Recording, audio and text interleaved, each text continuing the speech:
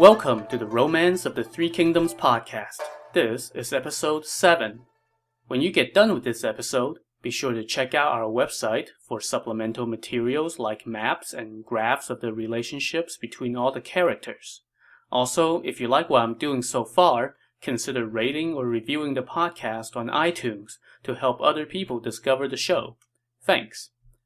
So last time on the Three Kingdoms podcast, 18 contingents had formed an alliance to wage war against Dong Zhuo.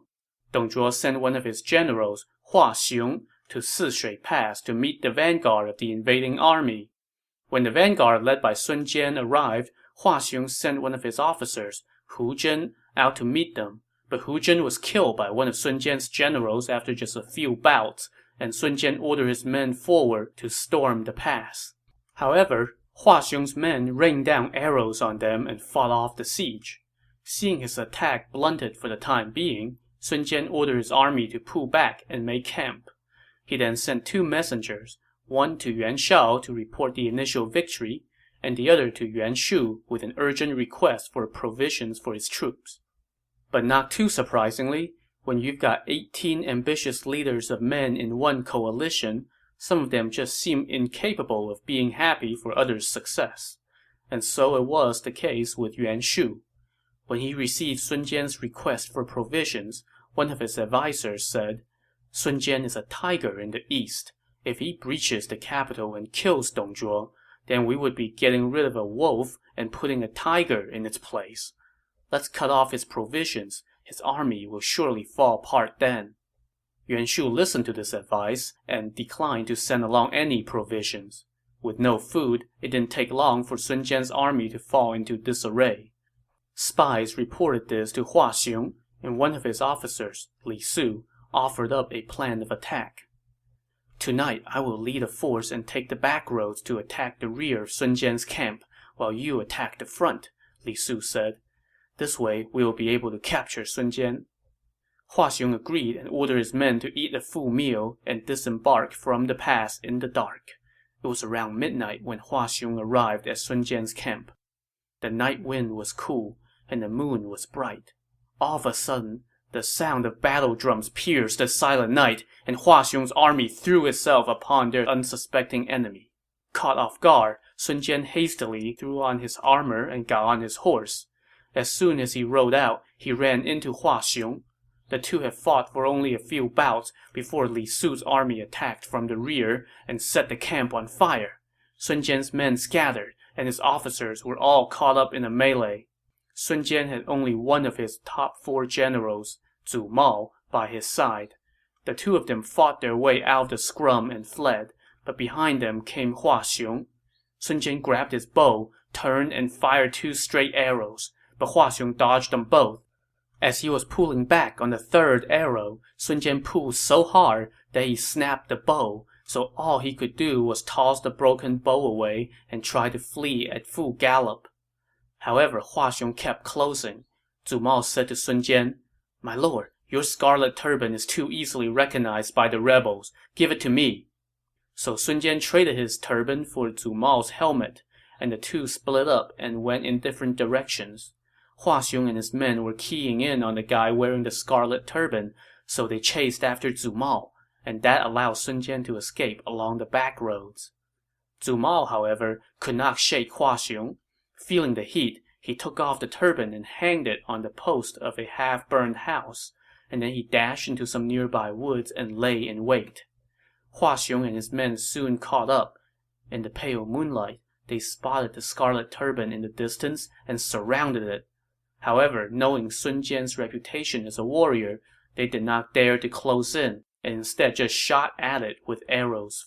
When the turban remained motionless, they soon realized that they had been tricked, and they went to pick up the turban. As they moved in, Zhu Mao dashed out of the woods with his twin blades aimed at Hulao Pass, but Hulao Pass simply let out a big yell and cut down Zhu Mao with one slash of his saber. Hulao Pass and Li Su then continued to slaughter Sun Jian's forces until dawn, at which point they led their troops back to the pass. So what had been a promising start for the coalition turned into a total debacle overnight. After Hulao Pass left, Sun Jian's other 3 generals, Cheng Pu, Huang Gai, and Han Dang found their master, and their army regrouped. Sun Jian, however, was grief-stricken by the loss of Zhu Mao. He sent an urgent message to Yuan Shao, who was stunned when he heard the news of the setback, and he summoned the other leaders to discuss what to do. Once everyone had assembled and taken their seat, Yuan Shao said, "The day before, Bao Xin's brother Bao Zhong disobeyed our rules and rashly led a force into battle, and he ended up getting himself killed and lost many men. And now Sun Jian has also lost to Hua Xiong. Our momentum has been shaken. What should we do?" To this, no one present had an answer. As Yuan Shao scanned his tent to see if anyone could come up with just one idea, his eyes stopped on 3 guys standing behind Gong Sun Zan, the leader of one of the contingents. These 3 men had striking appearances, and at the moment, they all wore a cynical smirk on their faces. "Governor Gongsun, who are those men behind you?" Yuan Shao asked. "Oh, this is an old friend of mine, Liu Bei, the magistrate of Pingyuan County," Gongsun Zan said as he signaled for Liu Bei to step forward.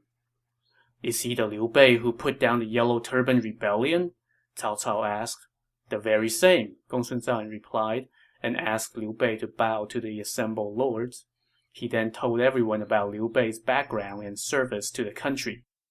"Well, since you are a member of the House of Han, you should have a seat," said Yuan Shao, who ordered that another chair be added. Liu Bei tried to decline out of modesty, but Yuan Shao insisted. "This is not for your fame or office, but rather because I respect you as a member of the imperial family." And that statement right there kind of gives us a little glimpse into the kind of person Yuan Shao was. He had just been told about all the great deeds that Liu Bei had done, yet what he was most impressed by was the mere fact that this guy happened to be a member of the imperial house. You get the feeling that even if Liu Bei was nothing more than a doorstop, as long as he had imperial blood in him, Yuan Shao was going to offer him a seat. So anyway, Liu Bei now had a seat at the table, so to speak, although he was in the very last seat, probably barely in the tent. And his brothers Guan Yu and Zhang Fei didn't even get a seat. They just stood behind him with folded arms. Just now, a soldier rushed in and reported that Hua Xiong and his armored cavalry were outside, flaunting Sun Jian's turban on the end of a bamboo pole, hurling insults at the coalition and challenging them to battle. "Who dares to go meet them?" Yuan Shao asked. Yu She, a renowned general serving under Yuan Shu, stepped forward. Yuan Shao sent him out, but no sooner had he left than a messenger came back with the news that he had been killed after just 3 bouts against Hua Xiong. Everyone was stunned. Governor Han Fu then said, "I have a valiant general named Pan Feng. He can slay Hua Xiong." Yuan Shao immediately ordered Pan Feng to go. Pan Feng grabbed his battle axe and rode out. Shortly thereafter, another messenger rushed in and reported that Pan Feng had also fallen under Hua Xiong's saber. The assembled leaders now began to turn pale. "It's a pity that my top generals Yan Liang and Wen Chou haven't arrived yet," Yuan Shao lamented.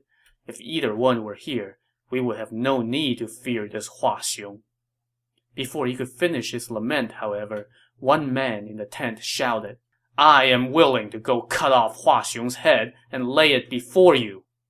Everyone turned and looked. This man stood more than 7 feet tall. He had a beard about a foot long. He had the eyes of a phoenix, eyebrows thick and bushy like silkworms, a swarthy red face, and a voice as deep as the sound of a giant bell.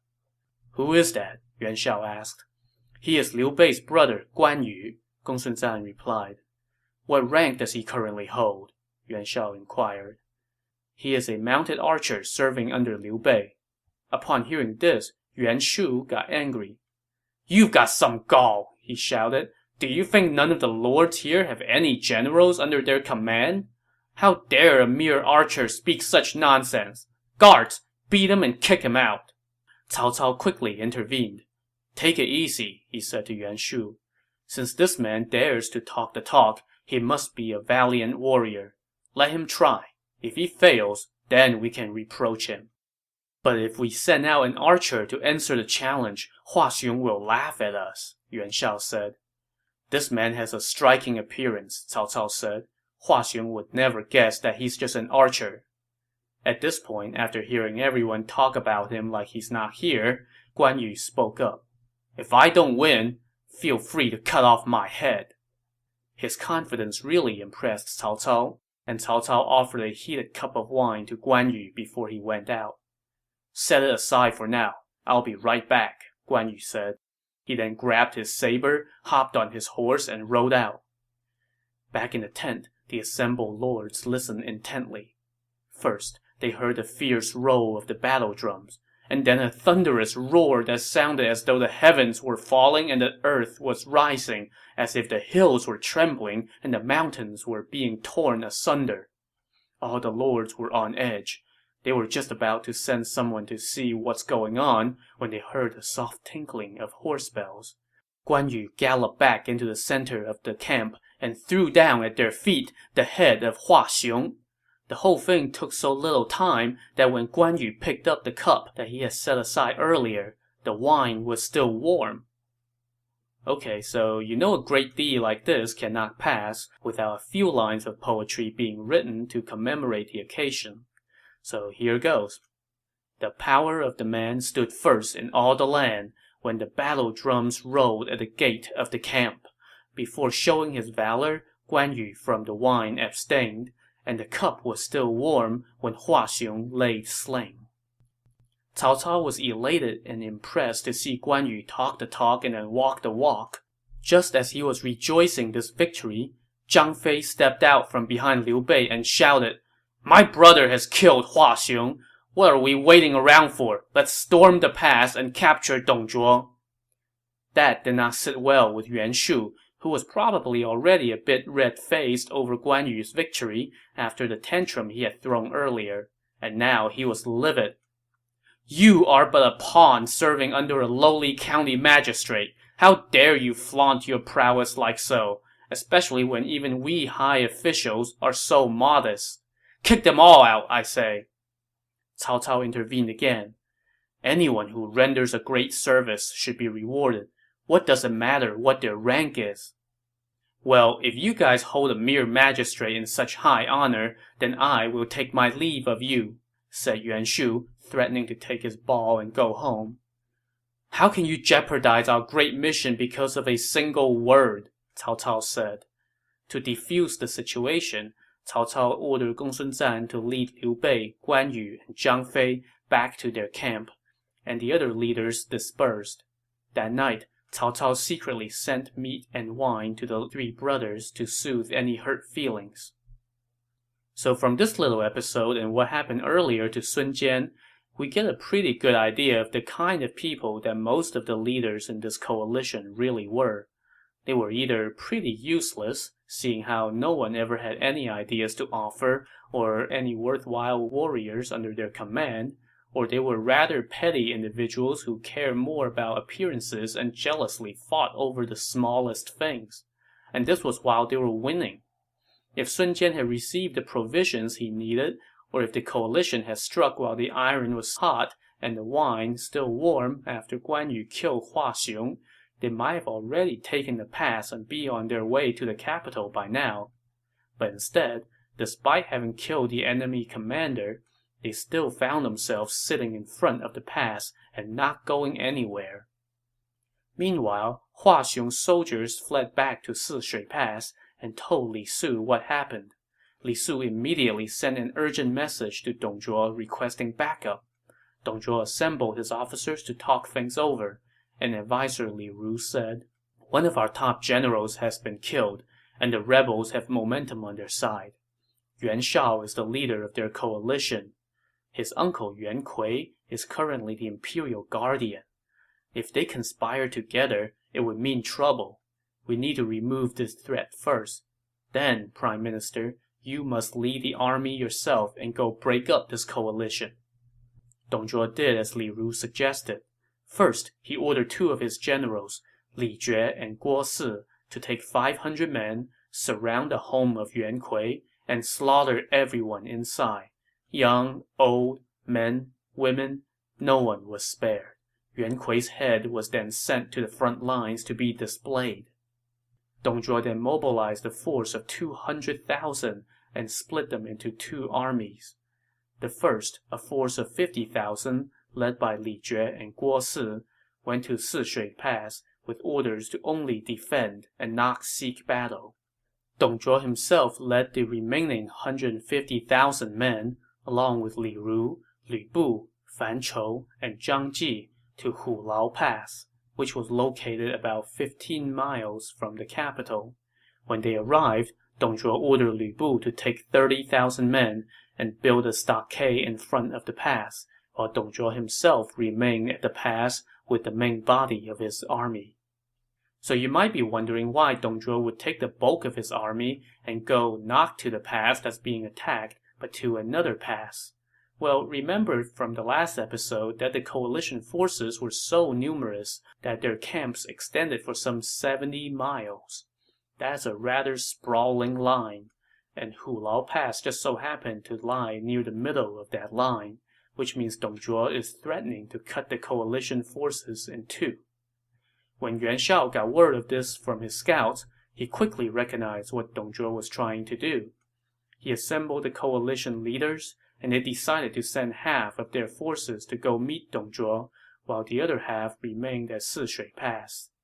So Yuan Shao ordered Wang Kuang, Qiao Mao, Bao Xin, Yuan Yi, Kong Rong, Zhang Yang, Tao Qian, and Gong Sun Zan to lead their armies against Dong Zhuo at Hulao Pass, while Cao Cao would lead his army as reinforcement wherever they are needed. Wang Kuang was the first to arrive, and Lu Bu led 3,000 armored cavalry out to face him. Wang Kuang arranged his army in battle formation, and he looked out upon the enemy from under his banner. On the opposing line, he saw Lu Bu. On his head was a triple curved headdress of ruddy gold with pheasant tails. He wore a velvet red robe made from the finest silk and embroidered with 1,000 flowers, which was overlapped by a suit of golden armor adorned with the gaping head of a beast, joined by rings at the side and girt to his waist, with a belt fastened by a beautiful lion head clasp. His bow and arrows hang by his side, and he carried a trident halberd. He was seated on his snorting steed, Red Hair. Indeed, as they say, Lu Bu was the man among men, and his red hair was the horse among horses. "Who dares to go fight him?" Wang Kuang turned and asked his men. One officer behind him hoisted his spear and rode out. It was Fang Yue, a renowned warrior from Henei Prefecture. But judging from what happened next, one gets the sense that Henei Prefecture might not be the best place to look for warriors, because Fang Yue didn't make it to 5 bouts before Lu Bu killed him with one thrust of the halberd. Lu Bu and his men then charged toward Wang Kuang's lines, and Wang Kuang was routed as his army scattered. Lu Bu rode to and fro, with no one able to slow him down in the least bit. Fortunately for Wang Kuang, Qiao Mao and Yuan Yi arrived in time to rescue him, and Lu Bu, seeing that the enemy got reinforcements, ordered his men to fall back. All 3 coalition leaders' armies suffered some losses, and they fell back about 10 miles and made camp. When the other 5 leaders arrived, they gathered and all agreed that Lu Bu was invincible. While they sat anxious and uncertain, word came that Lu Bu had returned to challenge them to battle. Seeing no choice but to go out and face this challenge, all 8 leaders mounted their horses, led their forces out, and took up position on the high ground. In the distance, they saw Lu Bu at the head of an army with splendid embroidered banners waving in the breeze, coming this way to storm their battle formation. Mu Shun, a general under the command of Governor Zhang Yang, charged out with his spear to meet Lu Bu, but Lu Bu needed only one blow with his halberd to strike him down. The swiftness of the kill stunned everyone on the coalition side. Next, Wu Anguo, a general under Governor Kong Rong, rode out with his iron mace, and Lu Bu came up to meet him. This Wu Anguo apparently had a little more skill than the previous generals who went up against Lu Bu, because he actually lasted about a dozen bouts, but then Lu Bu's halberd caught him across his wrist and cut off his hand. Wu Anguo threw his mace to the ground and fled, and the 8 coalition contingents all rode out to rescue him. Only then did Lu Bu fall back. The coalition leaders retreated back to their camp to discuss their next move. Cao Cao said, "Lu Bu's valor is peerless. We must assemble all 18 contingents and come up with a plan to deal with him. If we can capture him, then killing Dong Zhuo will be easy." Of course, you could just imagine the other coalition leaders looking at Cao Cao and thinking, "Oh geez, thanks for stating the obvious. Yeah, capture Lu Bu, sure, no problem. Why didn't you just say so?" While they were discussing what to do, Lu Bu had come back yet again to challenge them. So all 8 leaders rode out once again. This time, Gongsun Zan personally went out to fight Lu Bu, but he was no match and turned and fled after just a few bouts. Lu Bu spurred on Red Hare and gave chase. Now, we know Red Hare is an exceptionally fast horse, swift as the wind, so it wasn't long before Lu Bu had closed to within striking range, and he raised his halberd and prepared to stab Gongsun Zan in the heart from behind. Just then, a warrior galloped into the fray, his round eyes glaring, his mustache bristling, and his 10-foot serpent spear poised for action. This warrior roared, "Stay where you are, you 3-named bastard! I, Zhang Fei of Yan, have been waiting for you." Okay, so in case you didn't get it, the loving moniker 3-named bastard is a reference to the fact that Lu Bu is on dad number 3, and it's a knock on his lack of loyalty. So Lu Bu, sensing that Zhang Fei is probably a slightly more interesting challenge than Gongsun Zan, stopped his pursuit and turned to face Zhang Fei. Zhang Fei, energized since he's finally seeing some action, rode forth to tangle with him, and in each other, Lu Bu and Zhang Fei found a worthy opponent. The two fought for more than 50 bouts, and neither could gain the upper hand. Seeing this, Guan Yu rode out waving his green dragon saber to attack Lu Bu from the other flank. The 3 horses lined up in a T while their riders traded blows. After some 30 bouts, Lu Bu still did not falter. At this point, Liu Bei pulled out his twin swords and joined the fray. The 3 brothers revolved around Lu Bu, taking one shot after another at him. The action was so fast and furious that everyone in the 8 coalition contingents simply stood and watched with their mouths open. This went on for a while, but then Lu Bu finally started to waver and could not keep up his defenses. It was 1 against 3 after all, and these weren't the easy pickings he was facing earlier. Sensing trouble, he decided to make a run for it. So he faked a thrust at Liu Bei's face, which made Liu Bei sidestep to dodge the blow. This gave Lu Bu the opening he needed, and he galloped away, dragging his halberd behind him. Of course, the 3 brothers weren't about to just let him go, so they gave chase, and the coalition forces roared with thunderous cheers and charged after them. This tidal wave of men proved too much, and Lu Bu and his army had to abandon their camp and flee into the pass, with Liu Bei, Guan Yu, and Zhang Fei in hot pursuit. An ancient poet later described the scene. The fateful day of Han came under Emperors Huan and Ling. Their glory declined as the sun at the close of day sinks. Dong Zhuo, infamous minister of state, pulled down the youthful liege, replacing him with a weakling, too timid and out of his league. Then Cao Cao abroad these wicked deeds did proclaim, and the great lords, moved by anger, with their forces came. In council they met and chose as their chief Yuan Shao, pledged themselves to maintain tranquility and the ruling house. Among warriors of that time matchless Lu Bu was the boldest. Within the 4 seas they all sang of his valor and prowess. He clothed his body in silver armor like scales of a dragon. On his head was a golden headdress with tails of pheasants. Around his waist wild beast heads a shaggy belt did grip. His embroidered cloak about his form flapped and flipped. His swift steed bounded over the plain, a mighty wind following. His terrible halberd, bright as a placid lake, in the sunlight gleaming. Who dare face him as he rode forth to challenge for battle? The coalition lords were torn with fear, and their hearts trembled. Then leaped forth Zhang Fei, the valiant warrior of the north. His mighty hand gripped the long serpent spear as he rode forth. His mustache bristled with anger, standing stiff like wire. His round eyes glared, lightning flashes darted like fire. No winner emerged, though fierce did the battle rage. Seeing this, Guan Yu on the front lines became enraged. His green dragon saber shining as frost in the sunlight, his bright colored robe fluttered like wings of butterflies. Demons and angels shrieked at the thunder of his horse's hoofs. In his eyes was fierce anger, a fire that only blood can soothe.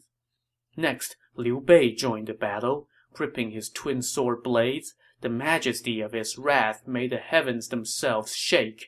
These three assailed Lu Bu, and long drawn out was the battle. Time and again he warded off their blows, never a moment rattled. Their shouts rose to the sky and were echoed by the earth. Even at the frozen pole star was the battle cry heard. Worn out, feeling his strength fast ebbing, Lu Bu thought to flee. Glancing at the hills around and thither would fly for shelter he. Then, dragging his halberd, its lofty point aimed low, hastily he fled, from the battle scene he did go. Loosening the reins, he bade Red Hair to gallop fast, turning his face away and fled to Hulao Pass. The three brothers chased Lu Bu all the way to the pass. Looking up, they saw an immense black umbrella fluttering in the west wind. "That must be Dong Zhuo," Zhang Fei cried. "Who cares about chasing Lu Bu? If we seize the leader of the rebels, we will have rooted out this evil." And so he gave his horse a few vigorous whips and galloped toward the pass. However, when he got near, rocks and arrows flew down like rain, and there was simply no way to advance. So Zhang Fei turned back and called it a day. The 8 coalition leaders all praised the three brothers for their great deed and sent a messenger to Yuan Shao to report this victory. Upon receiving the news, Yuan Shao ordered Sun Jian and his army to advance on Sishui Pass. But first, Sun Jian had some unfinished business to take care of. Flanked by Cheng Pu and Huang Gai, he went to Yuan Shu's camp. There he confronted Yuan Shu. "There was no personal quarrel between me and Dong Zhuo," Sun Jian said. "Yet I have risked life and limb and have held nothing back in battle. Why? It's because I want to rid the country of a rebel and to help you avenge your family. Yet, sir, you have listened to slanderous words and refused to give me my provisions, leading to my defeat. How can you live with yourself?" To this, Yuan Shu had no answer. To appease Sun Jian, he ordered the death of the man who had advised him to withhold provisions. Just now, a soldier came in to tell Sun Jian that an officer from Hulao Pass had arrived in his camp and wanted to meet with him. So Sun Jian took his leave of Yuan Shu, returned to his camp, and summoned the officer. Turns out it was one of Dong Zhuo's top generals, Li Jue. "What do you want?" Sun Jian asked. "General, you are the only man the Prime Minister respects and admires. That is why he has sent me here to propose an alliance through marriage between your families. The Prime Minister has a daughter, and he would like to wed her to your son." "Preposterous! Dong Zhuo violates the way of heaven and subverts the throne. I wish I could exterminate his whole clan to appease the empire. How could he possibly think I would be willing to join my family with his? I won't kill you right now. Get out of here. Hurry up and surrender the pass, and I will spare you. If you delay, you will be crushed to dust." Li Jue scurried back to the pass and told his master about the rude reception he got from Sun Jian. Dong Zhuo was not pleased at all and asked Li Ru what he should do. "General Lu Bu just suffered a defeat, and the army has lost its fighting spirit," Li Ru said. "Why don't we lead the army back to Luoyang and move the emperor to Chang'an? This would be in accordance with something that children have been singing in the streets lately. A Han in the west, a Han in the east. When the deer enters Chang'an, only then will he find peace." A quick aside here. The deer mentioned in these lines is a symbol for the emperor. Also, this is the second time in the novel that we have heard references to children's songs, and it won't be the last. It was a common strategy to cite children's songs that were going around as either omens from heaven or indications of popular sentiment. And we will hear people do this time and again to justify a proposed course of action. Well, Dong Zhuo, being a little dense, wasn't quite sure what to make of the song, so Li Ru explained. The line "a Han in the West" obviously points to the supreme ancestor founding the dynasty in the western city of Chang'an, and the throne being passed through 12 emperors there. A Han in the east is a reference to the capital shifting to the eastern city of Luoyang, where another 12 emperors have reigned. The revolution of the heavens has brought us back to the original starting point. If you move the capital to Chang'an, you will have no need to worry. Ah, if you had not explained it to me, I would not have understood at all, Dong Zhuo said. He then returned to Luoyang with Lu Bu to make plans for relocating the capital. So how will this move affect his war against the coalition? Find out next time on the Romance of the Three Kingdoms podcast. Thanks for listening.